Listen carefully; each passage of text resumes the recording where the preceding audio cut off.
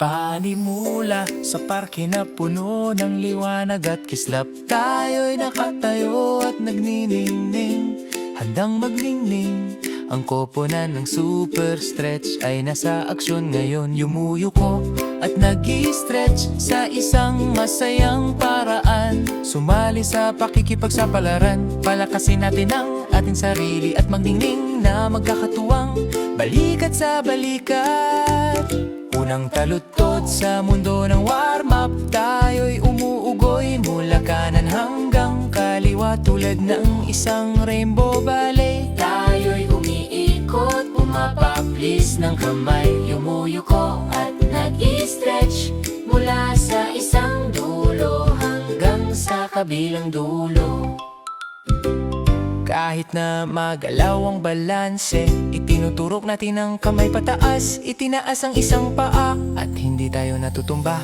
Iunat ang mga braso, damhin ang hangin at gumalaw ng may biyaya at gaan. Iunat pataas, iunat pababa, damhin ang ritmo at hayaang dumalo ito sa buong katawan.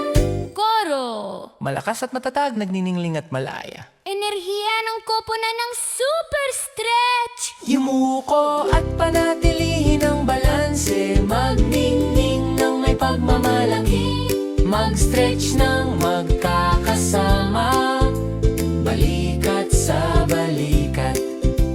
Ikalawang taludtod, buksan ang umikot na tore, dumula sa paligid, braso'y nakabuka sa paikot na hakbang. Umiikot mula kanan hanggang kaliwa at lumaki, dahan-dahang yumuko ang tuhod, maganda at mabagal.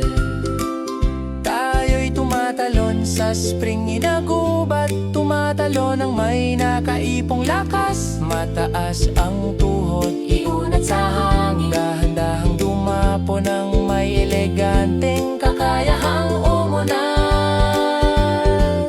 Koro umiikot at tumalon, damhin ang spark, paliwanagin ang parke ng gubat. Lumilipat tayo sa paligid at pataas, ang pilak na mga pag-uunat ay abot hanggang langit.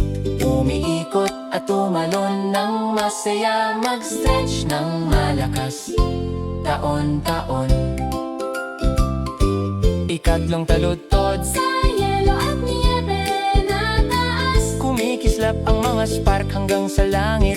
Braso'y nakabalik sa isang nagniningning na galaw, ang buong katawan ay naglalabas ng mahiwagang liwanag.